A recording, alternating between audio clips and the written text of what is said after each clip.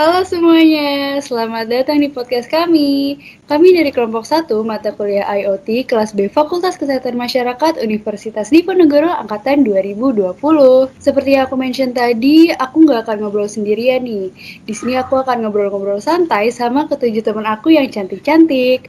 Oh iya, sebelumnya kan ada pepatah ya, tak kenal maka tak sayang. Untuk itu, kenalin aku Namira Diva Syareza dengan NIM terakhir 097 biasa dipanggil Nami asal Jakarta. Nah, untuk teman-teman boleh nih perkenalan diri dulu. Oke, halo. Perkenalkan, aku Esti Rudiawati dengan NIM terakhir 086, biasa dipanggil Esti, asal Bekasi. Halo teman-teman, nama aku Nasma Fiti Afifah, NIM terakhirku 070, aku biasa dipanggil Najma, asal aku dari Klaten. Halo teman-teman, perkenalkan nama aku Okti Iswari, biasa dipanggil Okti dengan NIM 099, aku asal Semarang. Halo teman-teman, nama aku Rafika Hasna, biasa dipanggil Vika, aku dari Semarang. Halo teman-teman semua, perkenalkan nama aku Septi Rosa Husna, biasa dipanggil Ocha, dengan 3 NIM terakhir 250 asal dari Jepara. Hai semuanya, kenalin aku Sheila Baizura, biasa dipanggil Sheila dengan NIM akhir 148,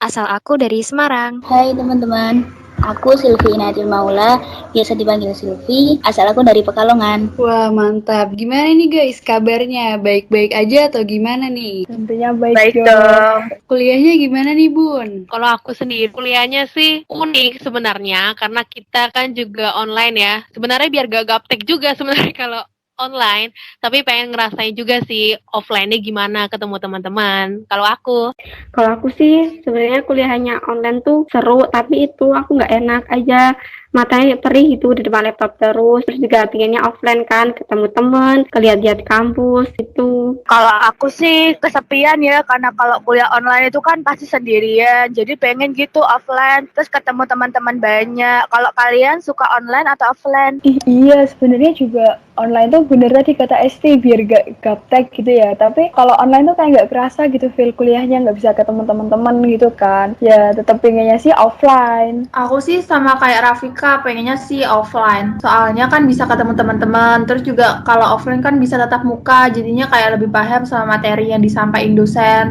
Terus lebih dapat feel-nya gitu kalau kuliah offline. Tapi kalau dilihat sekarang keadaannya nggak memungkinkan gitu kalau buat offline. Jadi aku lebih milih online sih. Soalnya kan dengar-dengar juga nih keadaan di Semarang kasusnya makin meningkat. Nah, misal offline malah takutnya buat klaster baru gitu. Oh iya, keadaan di daerah kalian penyebaran COVID-19 udah mereda atau kasusnya makin meningkat nih, Bun? Kalau di daerah aku nih, bener banget yang kamu bilang, Cak. Di Jawa Tengah, khususnya kota Semarang itu masih merah-merahnya zona. Padahal baru aja ya, kemarin tuh kurvanya sempat melandai. Ini kok udah meningkat lagi. Tapi untungnya itu buat di lingkungan tempat tinggalku sendiri, belum pernah ada kasus positif yang terkonfirmasi. Secara warga-warganya itu, termasuk aku nih, itu selalu menjaga protokol kesehatan yang ada. Jadi sampai sekarang masih aman-aman aja. Aku juga setuju banget nih sama Ocha sama Sheila. Kebetulan kan aku juga di Semarang ya. Semarang tuh sekarang ini tadi aku baca di berita itu jadi yang tertinggi di Jawa Tengah. Apalagi di Tembalang. Tempat aku sekarang kan Tembalang. Itu paling tingginya Jawa Tengah itu Semarang itu Tembalang. Nah, tapi kalau di lingkungan aku sendiri, kebetulan aku pondok pesantren ya. Alhamdulillah aman karena kita benar-benar nggak boleh keluar ya. Mungkin gara-gara itu juga sih tadi Tembalang itu sekarang lagi bahaya-bahayanya. Kalau keadaan di rumahku, alhamdulillah sih baik-baik aja. Cuma emang ada rumor-rumor kalau ada tetangga yang terkonfirmasi. Tapi sayangnya dari warga-warga di RT ku khususnya itu masih belum terlalu aware gitu loh. Masih banyak banget warga yang kurang patuh. Jadi banyak nih anak-anak yang kalau main nggak pakai masker. Terus ibu-ibu kalau arisan tuh suka nggak pakai masker juga dan nggak menjaga jarak. Kalau di tempat kalian tuh ada nggak sih warga yang nggak patuh gitu? aku sih sama banget kayak kamu, Nam. Kayak masih banyak yang berkerumunan gitu loh. Kadang-kadang kan banyak kayak mau ngumpul-ngumpul sama tangga ya. Saling tetangga ini masih jaraknya tuh masih saling deket-deketan, tanpa masker. Jadi kayak semacam mereka tuh nggak peduli atau nggak meremehkan hal-hal pandemi kayak gini. Sama banget di tempatku tuh juga, padahal udah ada kayak sosialisasi gitu loh, pokoknya harus pakai masker, jaga jarak, tapi tetap aja ada yang langgar. Nah biasanya kalau di tempatku tuh yang langgar gitu RT-nya tuh kayak bertindak gitu, itu biasanya suruh bersih-bersih, pokoknya bersih-bersih masjid, kalau enggak itu bersih-bersih sekitar desa aku gitu. Kalau di tempat kalian tuh sanksinya yang buat pelanggar tuh kayak gimana sih? Kalau di tempat aku sih, kalau di kota Semarang ya, sanksinya tuh paling disuruh bayar denda 100.000. Kalau enggak, disuruh bersihin sekitar sama disuruh nyanyi Indonesia Raya. Kalau aku yang juga di Semarang ya, tapi kan aku tinggal di komplek gitu, jadi yang nggak pakai masker tuh nggak dibolehin masuk. Kalau yang sudah di dalam komplek tuh dia nggak pakai masker ya, mungkin teguran, lebih ke teguran sih. Kalau di daerahku, daerah Jepara, itu tuh ada razia masker gitu yang diadain sama polisi di sini. Nah, biasanya tuh diadain waktu hari Minggu atau enggak malam Minggu. Soalnya kan kalau weekend itu banyak orang yang keluar rumah ya buat nongkrong lah, ke kafe lah. Nah, yang enggak pakai masker di jalan langsung dia diberhentiin sama bapak-bapak polisi. Tapi aku nggak tahu sih lebih detail sanksinya tuh apa, cuman kayaknya tuh ditegur sama disuruh pakai masker. Kalau misal nggak bawa masker, kayaknya dikasih sama bapak-bapak polisi itu. BTW ngomong-ngomong soal pelanggar protokol kesehatan nih, menurut kalian apa sih yang harus kita lakuin buat menekan angka pelanggar protokol kesehatan ini? Kalau saran dari aku sendiri nih, nggak cukup hanya dengan gencar ngasih tahu sanksi bagi yang tidak taat protokol kesehatan. Karena ya secara kita tahu sendirilah ya, sanksi yang ada di setiap daerah itu kan udah sangat jelas ya. Tapi tetap aja tuh masih ada yang nggak patuh sama protokol kesehatan karena pada dasarnya itu masih banyak juga yang nggak sadar atau bahkan meremehkan tentang seberapa bahayanya COVID-19 ini. Jadi menurut aku langkah utama buat menekan pelanggar itu dengan meningkatkan kesadaran diri masing-masing individu. Terus perlu diingat juga kalau sehat dan baik-baik saja itu bukan menjadi penentu kalau kita terbebas dari virus. Jangan sampailah karena kita memandang sebelah mata protokol kesehatan tuh, kita malah menjadi sumber ancaman gitu buat diri kita sendiri maupun lingkungan tempat tinggal kita. Ubah deh pola pikir kita mengenai protokol kesehatan, bahwasanya protokol kesehatan itu bukanlah sebuah aturan yang harus kita patuhi, melainkan sebuah kebutuhan bagi kita dan lingkungan kita agar dapat merasakan hidup aman, nyaman, damai, dan terhindar dari ancaman virus COVID-19 ini. Udah sih, itu aja saran dari aku. Tingkatkan kesadaran diri dan ubah pola pikir kita masing-masing. Nah, bener banget tuh, Syekh. Aku setuju banget nih sama kamu.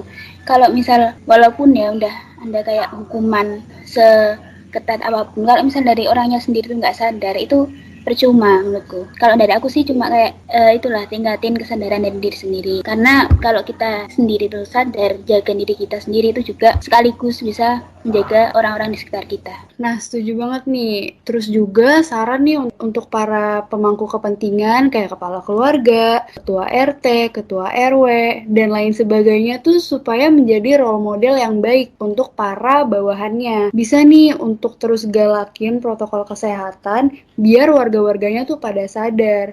Dan yang tadi di-mention juga sama Sheila dan Sylvie, aku setuju banget sih. Kita tuh harus ningkatin kesadaran diri masing-masing.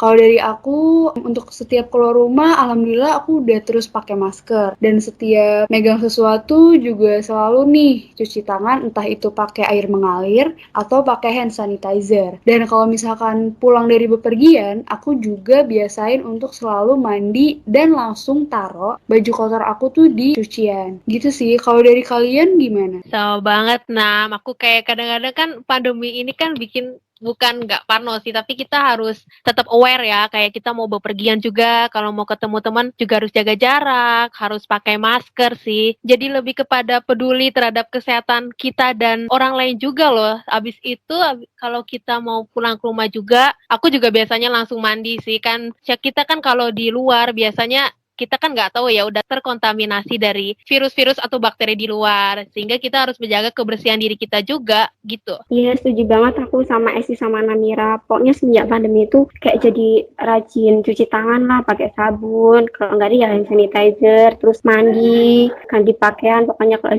habis pergi gitu. Oh ya Bun, kalian tuh tahu nggak sih langkah cuci tangan ya bener tuh kayak gimana? Belum nih, Bu. Tahu.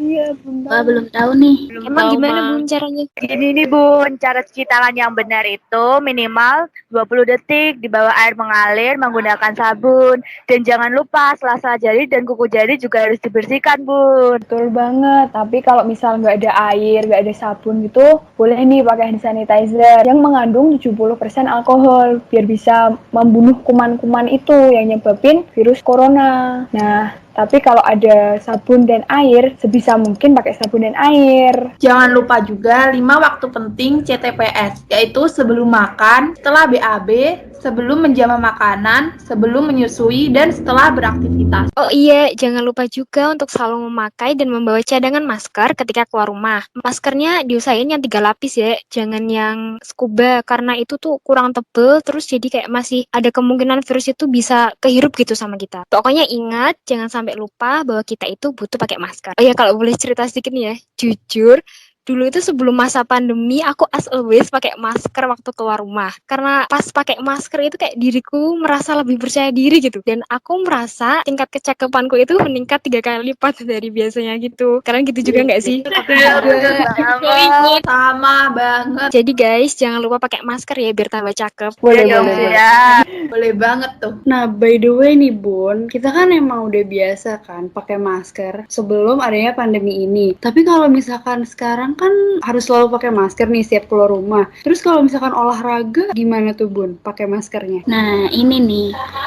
Aku kemarin juga dengar ada berita, katanya itu ada orang yang olahraga pakai masker, itu sampai meninggal. Nah, itu yang salah bukan gara-gara maskernya ya. Jadi sebenarnya olahraga pakai masker dulu itu nggak apa-apa, asalkan kita tahu jenis masker apa yang cocok buat dipakai olahraga. Nah, terus juga perlu diperhatiin olahraga apa yang akan kita lakuin kalau pas di luar, kalau pas kita pakai masker. Jadi olahraga yang aman di masa pandemi ini ketika pakai masker itu olahraga yang ringan sampai sedang. Jadi nggak boleh tuh kayak olahraga berat sambil pakai masker. Biasanya juga kalau olahraga berat itu cuma dilakuin sama atlet-atlet gitu kalau mau pertandingan atau kalau mau ada lomba apa gitu. Nah, jadi tips-tips pakai masker ketika olahraga itu satu, jangan pakai masker N95 karena itu kan kerapatannya 95% ya. Jadi kita pakai masker medis biasa atau enggak pakai masker kain itu udah aman. Terus juga jangan olahraga yang berat-berat, yang ringan-ringan aja. Terus sebenarnya yang ketiga nih, sebenarnya kita bisa olahraga nggak pakai masker, tapi harus nyari tempat yang sepi. Kalau nggak, misal kita mau ngelepas masker bentar buat menghirup oksigen yang baru, itu harus nyari yang jauh dari kerumunan gitu teman-teman. Oh, oke.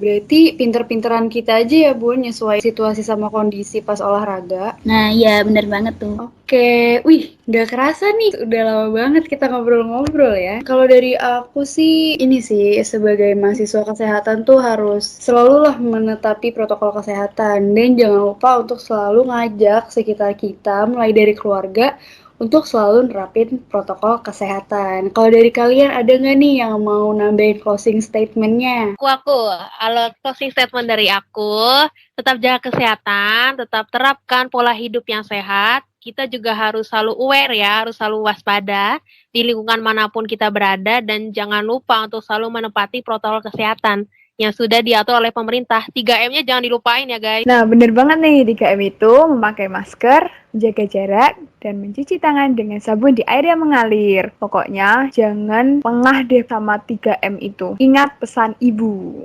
Iya. Oke deh, makasih untuk kalian semua yang udah ngedengar podcast kita kali ini, ngobrol-ngobrol singkat mengenai COVID-19 dan segala protokol kesehatan yang bisa nih kita lakuin untuk mencegah penyebaran COVID-19 yang lebih luas lagi. Kita dari kelompok 1 IoT kelas BFKM 2020 pamit undur diri ya. Dadah.